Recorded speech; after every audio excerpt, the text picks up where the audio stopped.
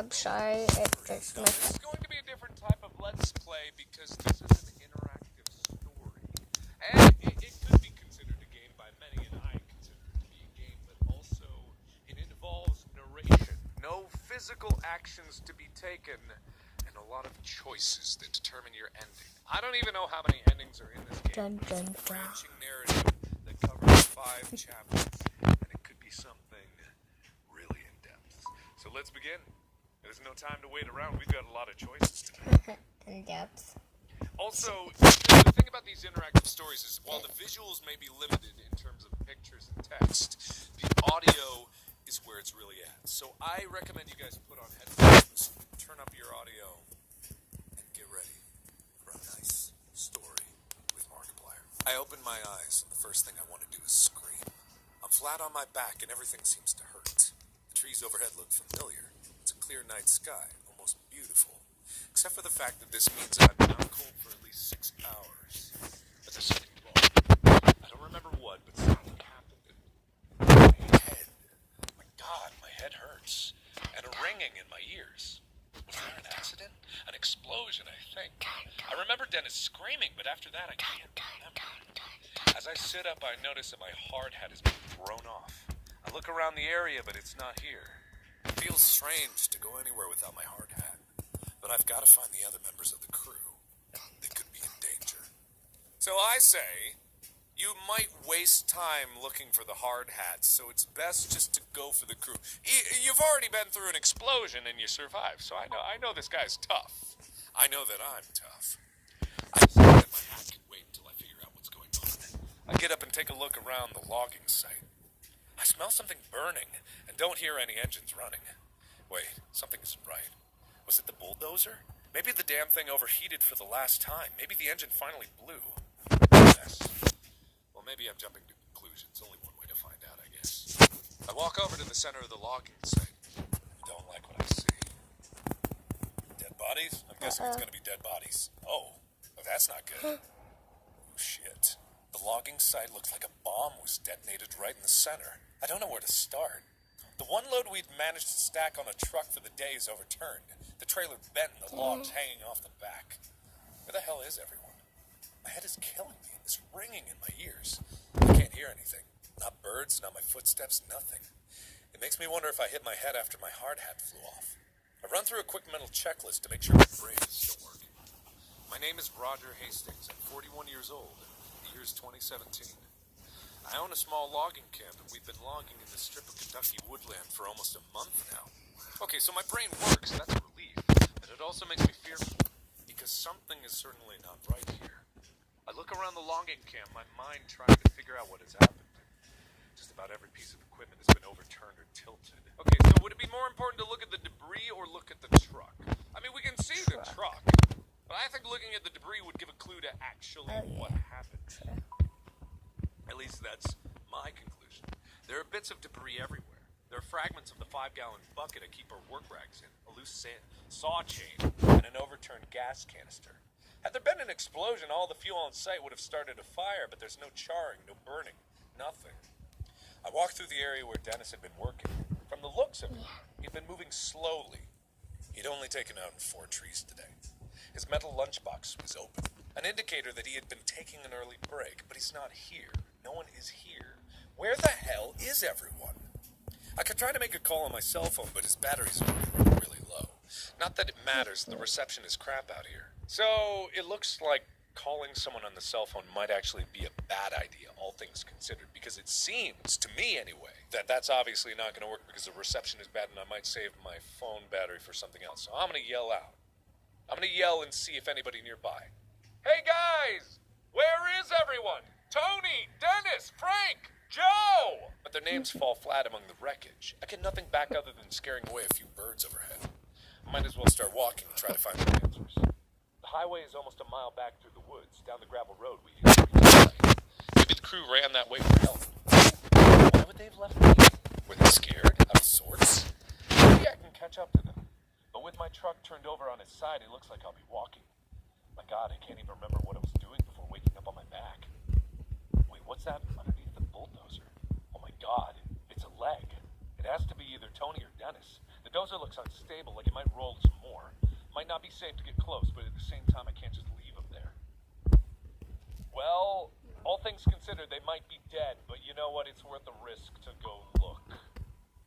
I'm thinking. Hey! I yell. Are you okay? Are you alive? I skip over the stray logs and wrecked equipment to get closer. Seeing the dozer teeter makes me think maybe I should have grabbed my hat. I can see a bit more of the leg. The jeans are soaked in blood. I recognize the work boots. It's clearly Tony. His leg is bent at an impossible angle. Nearly crushed flat. The closer I get, the more apparent it becomes that Tony didn't survive. Best not to pull the body out. I mean, I get it's his friend, it's his coworker, but he's obviously dead. There's no use in trying to pull his body out to try to get the dozer will tip over. No need to do that. There's nothing I can do for him now. I start to back away slowly. In my shock, I stumble back, suddenly tripping over one of the stray logs. I bang my head hard on one of the logs as I fall. I instantly feel a massive lump forming on the back of my head. Damn, why didn't I grab my hard hat? But what hurts more is the realization that Tony is dead. Looking at him, I feel something rising up in my throat. I don't know if it's a scream or vomit, but I have to push it away. If I lose my cool right now, there are too many questions that will go unanswered. Shit, I can't believe this. Tony, he had 2 boys. He coached his oldest son's baseball. He was the hardest worker I had and one of the most honest and reliable men in you. This isn't right. I can't stay here. I have to find Dennis, Frank, and Joe. I have to find out what happened here. So I made a goof and didn't grab a hard hat, but I think maybe things might have been different if I did. As I walk through the stacks of logs from the last week or so, everything feels frozen. This high-pitched sound in my ears, it's terrible. It keeps happening every few seconds like it's coming from far away. I can't help but wonder, is it my ears? Or is it something else? The silence out here is creepy, and there's a smell, like the atmosphere after a bad summer storm. I might as well admit it, I'm a little scared. Everyone is missing and it's dead quiet here. There doesn't even seem to be a breeze to rustle the leaves and branches. My right knee hurts like hell. My head was hurting so bad before that I never even noticed the pain in my knee. I must have heard it during hearing the what? Accident or... Wait, is that Dennis? I see him sitting on the ground, motionless, about 30 feet away. You know what? Best not to sneak up on him. I'm gonna yell in case it's not Dennis. Hey! Are you a monster, Dennis? Can you hear me? Dennis lets out a shout like someone waking from a nightmare. He then looks back to the ground. Yeah, Roger, I can hear you. He hollers back as I head over to him. Dennis is built like a wrestler and has the tough personality to match. But in this moment, he looks disoriented and even a little anxious. So I'm glad to see him. The fear on his usually confident face is alarming. What the hell happened? What's going on? He asks. I'm not willing to bet that it's an explosion. I'll just say I don't know. Don't know. The crew's missing. Tony's dead. Missing? Where do you think they went? I'm not sure, I say. But it has me pretty freaked out. Something's not right here. Still sitting on the ground, he looks around the woods as if he's just now understanding the severity of the situation. The equipment was overturned. The dozers, too, I say, waving my forehead. You okay? I ask him. Yeah, just shaken up. Me too. This might be the most intimate conversation Dennis and I ever had. Well, he and I have always been on good terms. We've never been particularly close. I've always respected him, though. Sure, he's come to work a few times looking like he'd been in a bar fight the night before. But I've also seen him do an enthusiastic impression of a dinosaur as he played with Tony's kid while they waited for their dad to finish up his shift. It's then that it hits me. Dennis and Tony were good friends. I'm not sure I want to rattle him with the news of Tony's death right now. Not before we know what's going on, but he has the right to know. Oh, yeah, you don't withhold that kind of information from someone. You don't. You just don't. Tony's dead. You were up front with Dennis about Tony. Dennis's eyes fixate on me, startled. He was crushed under the dozer, I say. Dennis pauses for a moment like he's trying to understand what I said. His eyes narrow and his bottom lip quivers. Shit, he says. And I can tell that he's fighting back tears. He and Tony had been tight, almost like brothers. Hey, he adds quickly as if trying to escape reality. Did you see that light? No. What did you see? I don't even know, Roger. It was like this flare of white light. It came right up out of the ground. Like an explosion. So there was an explosion, I say. Maybe it was some equipment or... This was no equipment. This huge ball of light came right out of the damn ground. What did it look like? It looked like a ball of light, so might as well ask where it went. He already said what it looked like. Where'd it go? It just shot up into the sky until it was out of sight. When? I'm not sure. But I'd finished about 10 trees for the day and was about to top one. That's when it happened. You were almost done with 10 trees, I asked. Yeah, I wouldn't want to take a lunch break until I was done. And that's when that light blew up. Why? You don't believe me? No. I believe you, Dennis. I believe you 100%. You believe Dennis's story. Yeah. He saw what he saw. I think to myself, he has no reason to lie about it. My God, are you okay? Yeah, I'm fine. If I'm being honest, it scared me pretty bad. If it's all the same to you, I'd like to get the hell out of here. We both stand up and start heading towards the road. It wasn't until we start moving that I see Dennis is wounded. His right side is coated with blood. Red seeping through his blue work shirt. There's splatters of it here and there, but also a very large red splotch. It makes me worry. If I ask him if he's going to be in a lot of pain, the big tough guy ain't going to say he is. I'm just going to ask how he got it. What happened? I'm not sure. I must have gotten thrown or hurt somewhat from it. It's then that I noticed the strange ringing noise is still filling the air. Hey, do you hear that high-pitched ringing noise every once in a while? Dennis looks scared when I ask him this question. He just nods. I thought it was just me, he says. He looks out of sorts and uncertain. I've never seen him like this before. It's obvious that he's looking for some reassurance. Even though I'm his boss, there's something very unnerving about this. We'll be okay. It's probably nothing. There's no reason to worry the guy. It's obviously he's shaken up. There's no reason to make him paranoid about whatever the noise is.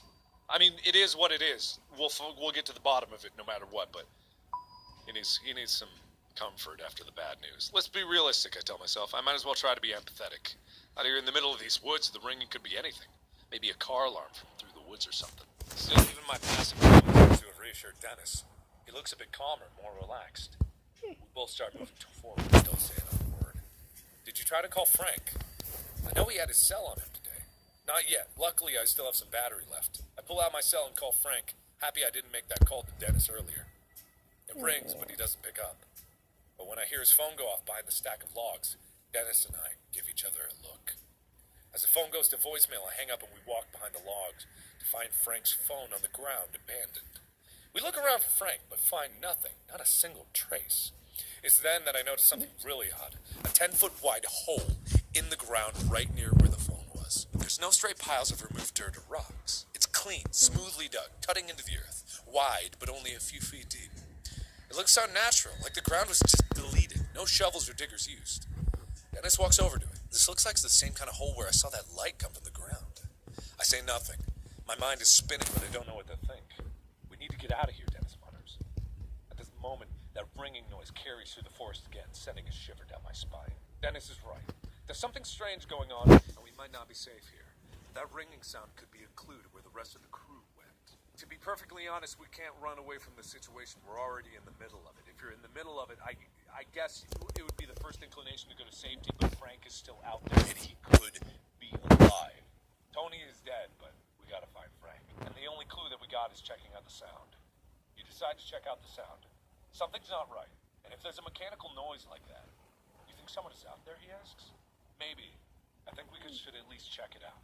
They might be able to help. Yeah, you go right ahead, he says with a grin. I'll be waiting for you here. Better hurry, though. Dennis doesn't look like he's in the best shape trouncing around the forest, but we need some answers right away, too. I didn't know that we'd be splitting up. Splitting up is like the worst thing to do. But if I leave him here, is he gonna be okay? Best to stick together, but he is wounded. Man, this is a bad choice. I mean, if we were gonna get out of here, then he'd have to go anyway, so Dennis has gotta come. I can't leave him behind. No, you're coming with me. I bend over and hoist him up against my shoulder. He resists just barely and then gives in. He's looking at me like he's terrified of me now, making a moan in his throat. We start moving through the woods quickly. With no idea where the rest of the crew is, I worry they could be in danger. Every tree out here looks exactly the same. I grew up in the country and could find my way around the forest without much of a problem, but I'm feeling dizzy. I'm leaning against a tree when I see something that has no business being out here. Our logging crew has been out here for 3 weeks, and I've never seen it before. What is it? Something dastardly in the darkness. Whoa. It's a small building, sort of like a mixture of a shack and a bunker. It looks to be made of concrete, but moss weeds and plain old erosion is making it sort of mystical. It looks like something out of a demented version of a medieval fantasy. What the hell is this? Dennis asks. I'm not gonna lie. I'm not gonna make a guess. I don't know. Oh, think about what I know. You purchased this land, right, boss? Didn't you survey it? I certainly did. I say, getting a little defensive, but this wasn't here. Do you think the others maybe went in here? Yes, sir. Why would they do that? I don't know, but they aren't out here. If they aren't inside, they're probably dead. Like Tony. He looks at the ground as he says this. I want to go inside, not just to find my crew, but also to appease my curiosity. That ringing noise is coming from inside. Something about this place seems incredibly strange. Especially located all by itself out here. It simply doesn't belong. I wonder, do we knock or just go in? You can tell that he's trying to make a joke, but it falls flat. I'm starting to think his humor is a defense mechanism for his fear. We both look ahead, take a moment to realize what we're about to do, and start forward. We get no more than 3 feet closer when Dennis wobbles. Reach out to steady him. He's not going to ask for help. Big tough guy like that. I reach out quickly, straining my injured knee. I barely make it in time, grabbing him under his arms and keeping him from hitting the ground. I'm okay, he said. Just, can you help me walk for a little while? Just help me inside, please. I can't deny him his request. I've never seen him this weak, and it's a little uncomfortable to see. Makes me glad I decided to keep him with me. I help Dennis into the weird little building. The front door opens easily, even though there's clearly a lock on it. Maybe the lock was supposed to keep someone in. It's hard to tell. I still hear that ringing noise. It's definitely coming from in there. Stretching out in front of me is a small interior to match the outside. The building is totally empty. There's a concrete floor and dingy, featureless walls. There are no windows, giving the place an even more isolated feel. Still, we hear the ringing noise coming from somewhere in here. It's louder now, more prominent. The interior seems confined at first, but a small set of concrete steps leads about 5 feet down, revealing a corridor. I don't know about you guys, but I'm enthralled with this. And I'm already seeing like how many choices could have drastically changed the story. And there's a lot of choices. It's a massive corridor, in fact. Like I'm in some kind of building underground. It seems to go on forever.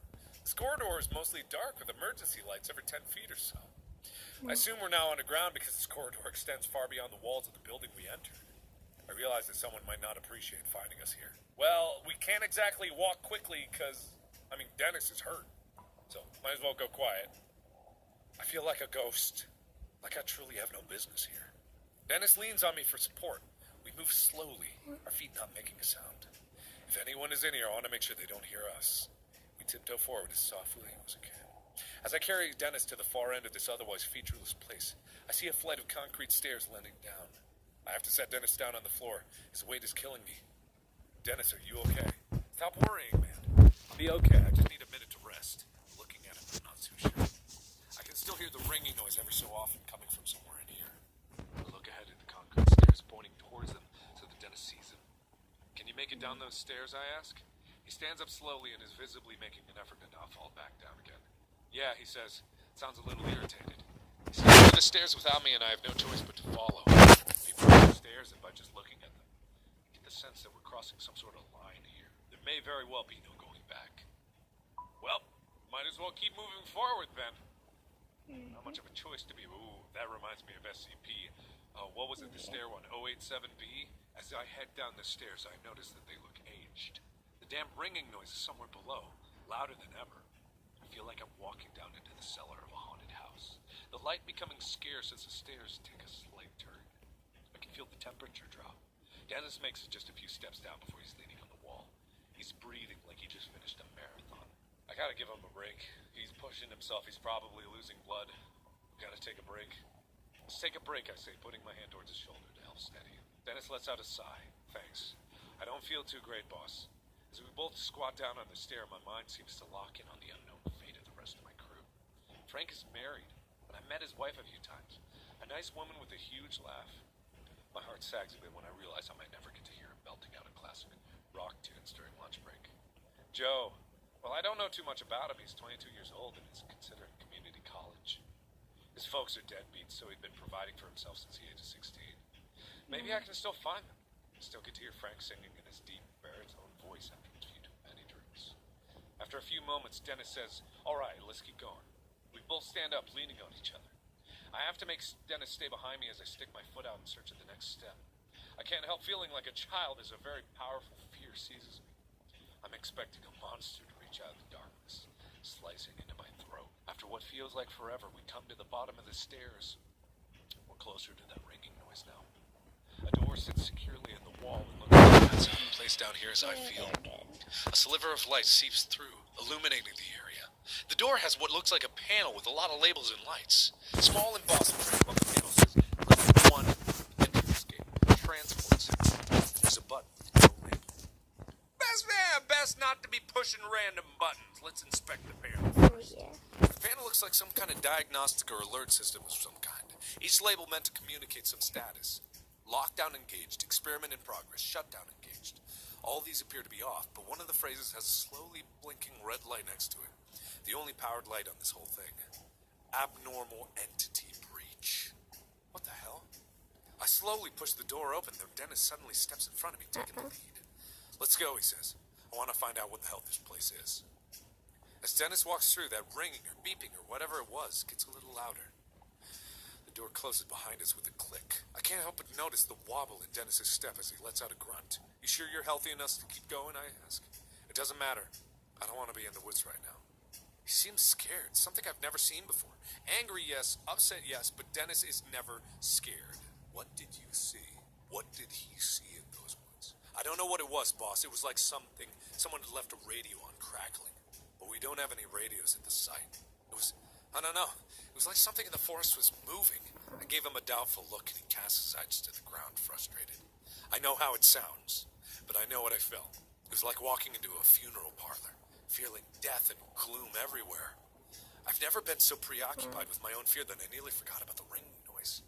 It just became background noise. I took a few more steps and I can now see where we are. It makes no sense. Yeah, another thing that simply seems out of place. The shapes and muted colors of metal are easy to identify, but it just doesn't belong here. End of chapter 1. Well, that is the end of chapter 1. Wow. And that's fascinating. I didn't expect it to be something like this, but the story is really interesting. Respect the dead. You and 36% of players left Tony's body where you found it.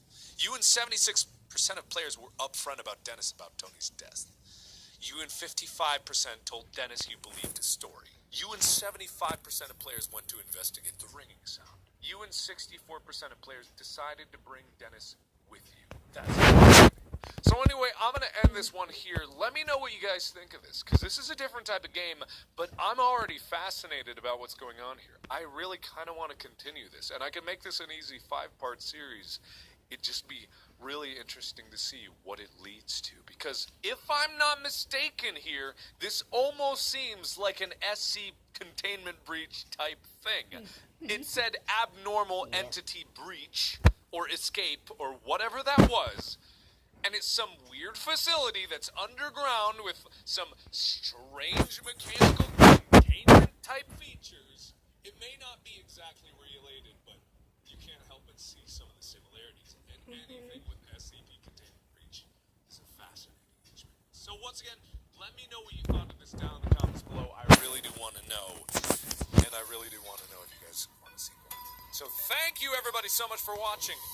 As always, I will see you In the next video. Super Duper. Bye-bye!